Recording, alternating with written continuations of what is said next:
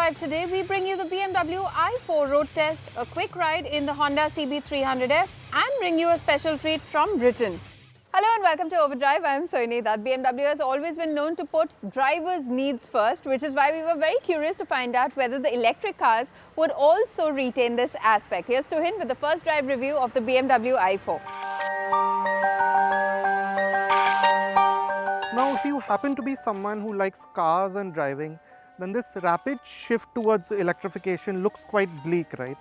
But if there was one car maker who you could count on to keep delivering the thrills even in this one-dimensional age, it would have to be BMW, right? That job rests on the BMW i4 for now. It's the first fully electric BMW sedan after all. The numbers look good. This i4 eDrive 40 is rear-wheel drive, makes 340 PS and 430 Nm and can do its claimed 0 to 100 kmph time of 5.7 seconds even in pouring rain. Pretty much the time-tested BMW sports sedan formula then. Now on the road, we're happy to report that the situation is heartening. The i4 feels quite a bit like what it is exactly, a 4 Series that happens to be electric. So yes, that typical 4-cylinder grumble or that quite lively power delivery that you would otherwise find in a BMW of this type isn't there. It's replaced by quite a monotonous but brisker EV torque delivery, that typically flat EV torque curve. But put it into sport mode and the throttle response is sharp enough to bring back some of that excitement. And of course the steering weighs up and the whole thing feels a touch more engaging then. And of course, you know how when you put your foot down, a BMW always gives you the thrills with that in your seat action. That still continues with the i4.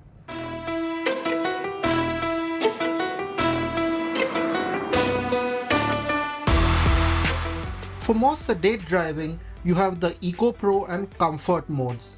The Comfort mode finds a nice middle ground. Performance is still sprightly and the steering light enough to not feel like a chore in traffic. Switching to Eco Pro is best kept for longer journeys, where you might need to conserve charge. The i4 feels a touch laboured here, but is still perfectly usable if you find yourself in heavy traffic or even on the highway. But we found it easiest to just leave the i4 in the braking mode in crowded conditions, especially since you don't get paddles to choose between the 3 levels of regen. In this B mode, the i4 can be driven with just one pedal, slowing down to a complete halt with just the electric motor. This harvests a significant amount of energy and makes life quite simple when you get used to it. That the experience is so close to what you might get from a 3 Series isn't surprising. The i4 uses a heavily revised iteration of the CLAR architecture you'd find in most combustion engine BMWs. But the structure has been enhanced to handle the added weight of the EV with new torsion struts, shear panels and a front subframe. Even the suspension setup is unique here. There's not a whole lot to separate the i4 and 320LD in terms of creature comforts. Both get a panoramic sunroof, 3-zone climate control, powered front seats, acoustic glass and leather upholstery. But if you are looking for rear seat comfort and are driven around a lot, the Grand Limousine is the one to pick. It's got a 105mm longer wheelbase than the i4 and has 43mm more rear legroom than a standard 3 Series. Now stepping into the i4 is somewhat of an event thanks to these frameless doors. You find them on most BMW coupes. But the real showstopper here is this new iDrive 8 system. It's this huge monolithic curved display, and while it is intimidating at first, you've got these vibrant graphics and these crisp colors.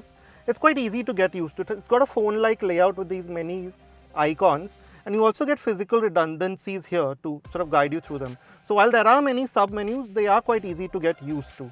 Now the i4's battery is quite slim. It's only about 110mm thick, which means that that low committed driving position that you like in BMW sedans, that has been carried over to an extent. You still sit a bit higher up, the floor is a bit higher, and you still have that large steering wheel perfectly positioned in front of you. Now the disadvantage of carrying on from an ICE architecture is that you don't get those wide open storage spaces that you so expect in an EV.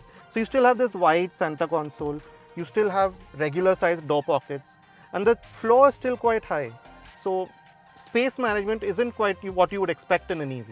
But since everything has been carried over from the IC engined BMWs, you get that same level, that very high level of fit, finish and quality. So in that way, the 70 lakhs that you spend on this feel well worth it. The i4 is best used as a 4-seater.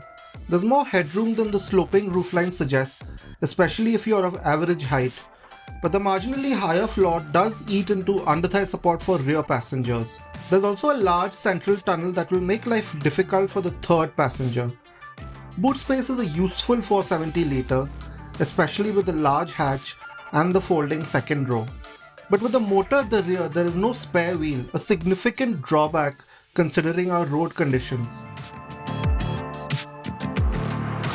Now another great trait of the i4 is its ride comfort. Even with these 19-inch M Sport wheels, the i4 will handle most of our road imperfections quite competently. Of course, it's got that typically stiff EV suspension, so there is some pitching and bobbing, especially at low speeds. But that fades away as speeds build. And then the i4 just seems to glide over quite confidently pretty much everything that you can throw at it, as long as they're not too large speed breakers or potholes, because it only has 125 mm of ground clearance and of course not that much suspension travel. So you have to be careful over those, but other than that, it's a calming, comforting experience pretty much however you drive it. And then when you want to get feisty behind the wheel, the i4 still delivers. Of course, it can't quite hide its 2-ton curb weight. It's an EV with a large battery pack. But throw it into a corner and you realize that poise and balance that you expect in a BMW sedan, in the way it feels so confident, that's still present. And there is some sensation to it as well, unlike many other EVs. So you'll find that the i4 will sort of twitch and squirm underneath you, but it will still stay true to its line. So that's quite exciting.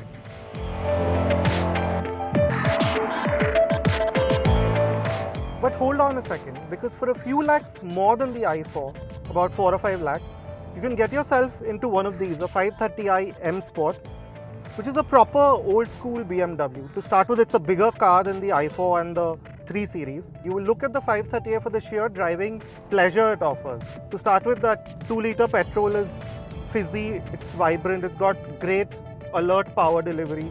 And then with the adaptive chassis that this has, the adaptive dampers, the car just stays poised and glides over the road, whether you're going across a set of bends or you're just on a nice highway cruise. It just feels composed and rock steady all the time. Either way, the BMW i4 should interest you even if you aren't an especially enthusiastic driver. Its WLTP range is 590 kilometers, and in the real world, the i4 does better than most EVs we've driven so far in getting close to these numbers.